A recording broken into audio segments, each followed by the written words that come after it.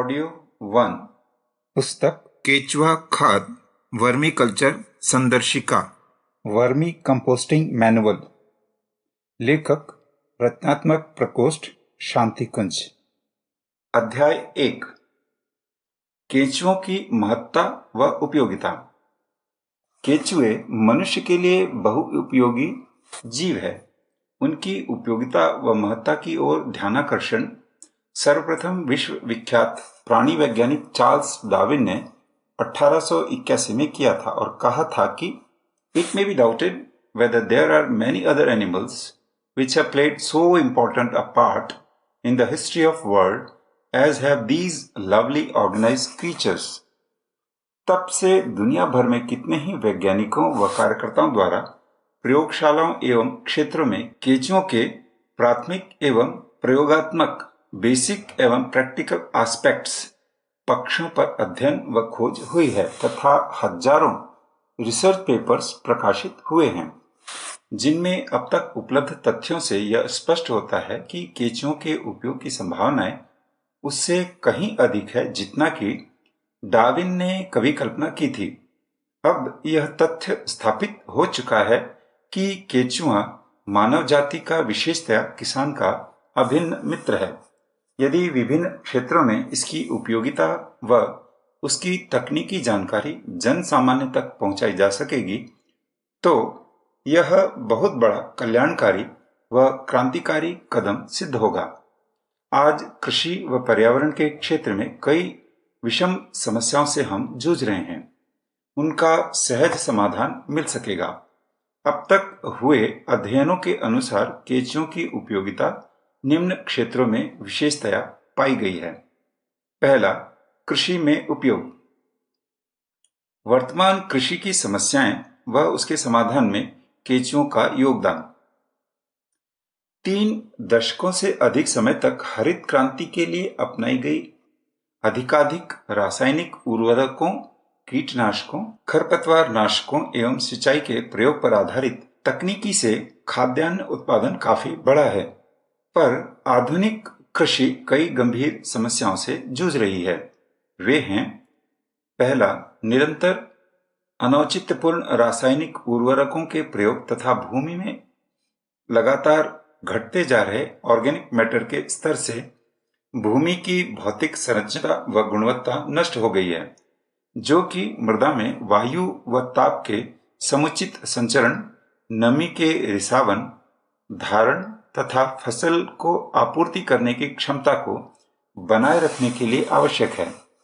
इससे भूमि की अल्प व दीर्घकालीन उर्वरता व उत्पादकता कुप्रभावित हुई है।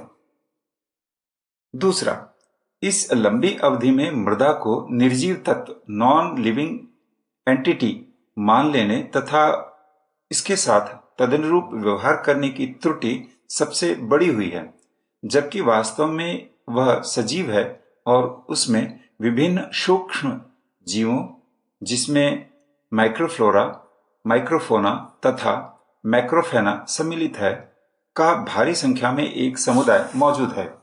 ये सूक्ष्म जीव ऑर्गेनिक मैटर को विघटित करके पोषक तत्वों का रूपांतरण करने तथा उन्हें पौधों को एक स्थिर व टिकाऊ ढंग से उपलब्ध कराने का कार्य करते हैं, जो कि अच्छी फसल लेने हेतु भूमि को स्वस्थ बनाए रखने के लिए अपरिहार्य है। इन ऑर्गेनिज्म को अपनी बढ़वार, संवर्धन एवं क्रियाशीलता, ग्रोथ, मल्टीप्लिकेशन एंड एक्टिविटी के लिए पर्याप्त मात्रा में आहार की आवश्यकता ऑर्गेनिक मैटर के रूप में होती है। इसीलिए भूमि को जब ऑर्गेनिक मैन्योर के रूप में आहार दिया जाता है तो वह बदले में उसे पौधे को उपलब्ध करा देती है। यही ऑर्गेनिक फार्मिंग का आधार है। निरंतर केमिकल, इंसेक्टिसाइड्स, पेस्टिसाइड्स एवं वीडिसाइड्स के प्रयोगों से भूमि के उपयोगी सूक्ष्म जीव समुदाय का विनाश हो जाता है और भूमि कमोवेश निर्जीव सी बन जाती है, जिससे भूमि की उर्वरता व उत्पादकता का टिकाऊपन समाप्त हो जाता है। एक अरसे के बाद स्थिति यह आ जाती है कि उर्वरकों की कितनी भी मात्रा फसलोत्पादन की वृद्धि करने में असफल रहती है। पंजाब, हरियाणा एवं दक्षिण भारत के वे स्थान जो हरित क्रांति के गढ़ कहे जाते हैं, वहां यह स्थिति पहुंच चुकी है।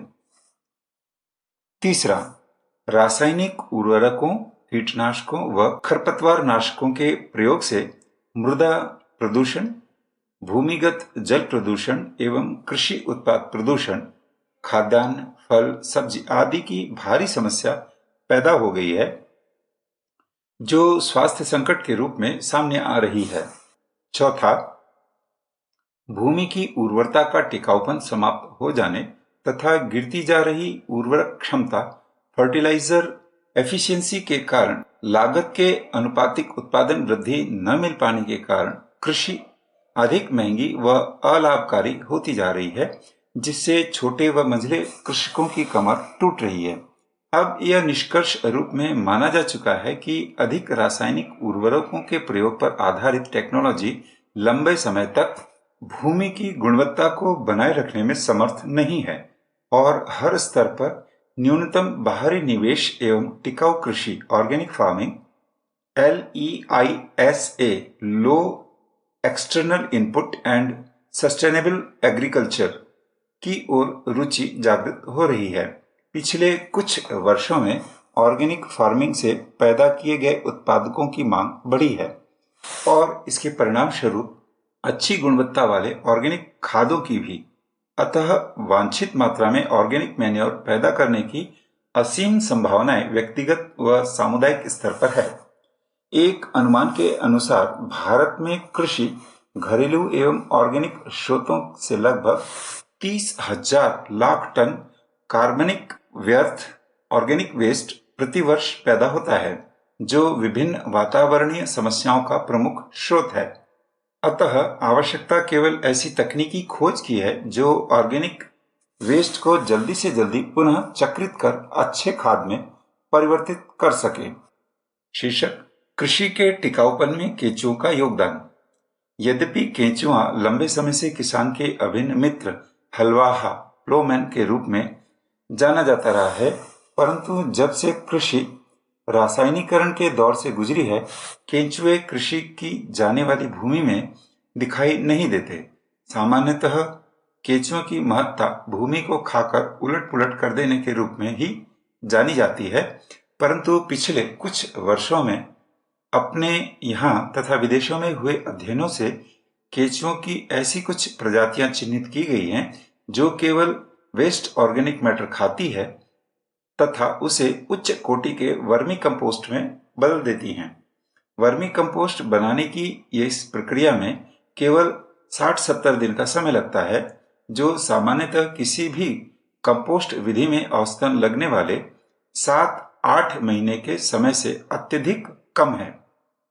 इससे प्राप्त कंपोस्ट की क्वालिटी भी साधारण कंपोस्ट से कहीं अधिक श्रेष्ठ होती है। अतः वर्मी कल्चर व वर्मी कंपोस्टिंग कृषि को टिकाऊ आधार प्रदान करने के लिए एक सस्ता, सुगम व त्वरित तरीका है। यह छोटे व मंझले किसानों तथा भारतीय कृषि का कायाकल्प करने के लिए क्रांतिकारी तकनीकी है।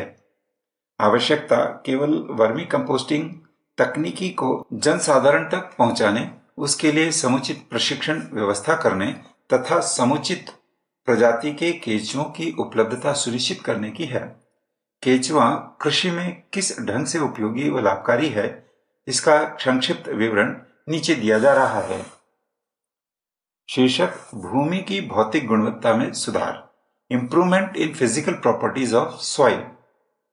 केंचुआ अपनी प्रजाति के अनुसार भूमि की ऊपरी सतह पर पड़े गल सड़ रहे कूड़ा करकट, डिग्रेडेबल ऑर्गेनिक वेस्ट की तह से लेकर भूमि की विभिन्न सतहों में रहते हैं।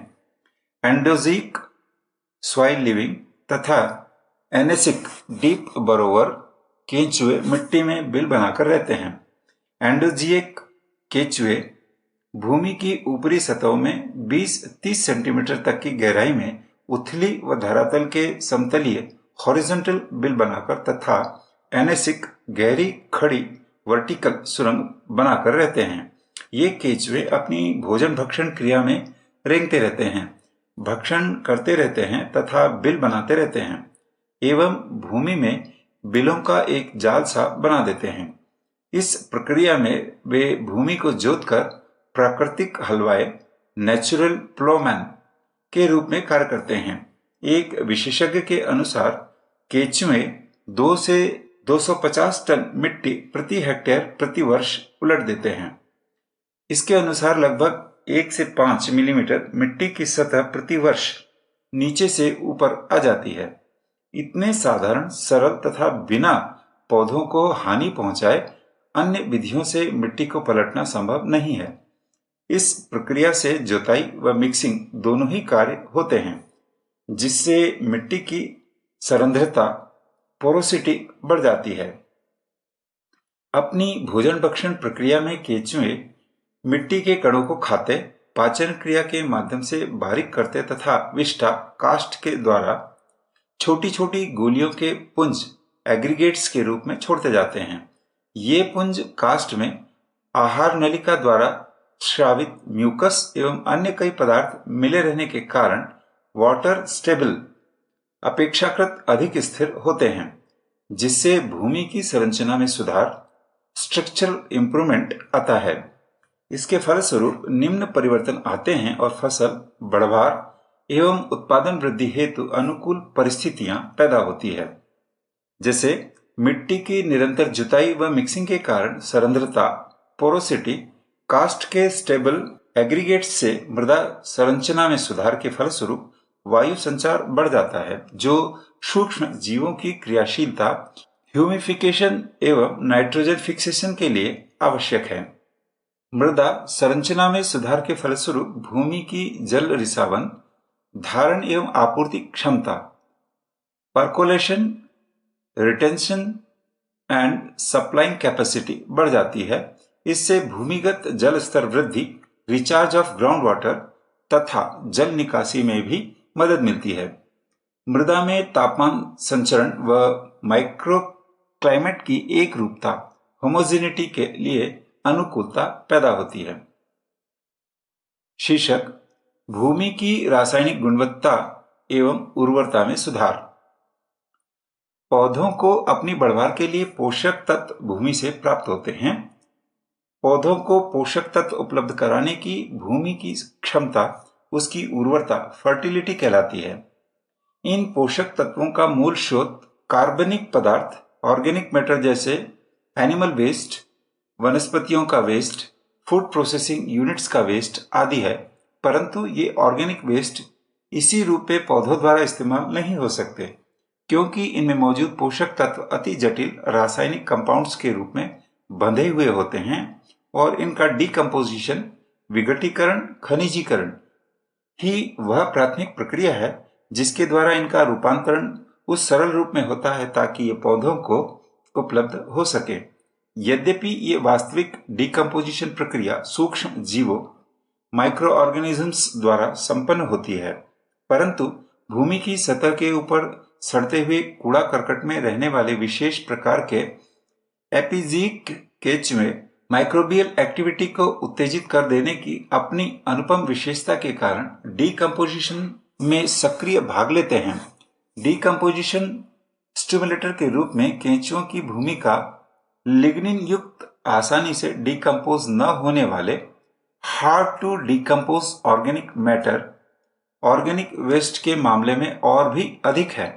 केंचुए ऑर्गेनिक वेस्ट को अपनी भक्षण व पाचन क्रिया से तोड़ फोड़ कर बारीक करके माइक्रोबियल एक्टिविटी हेतु सरफेस एरिया बढ़ाकर तथा वायुवीय वातावरण सुनिश्चित करके डिकम्पोजिशन प्रक्रिया 25 से 40% तक दास एंड सेनापति 1985 पुस्तक में इसका उल्लेख है, बढ़ा देते हैं।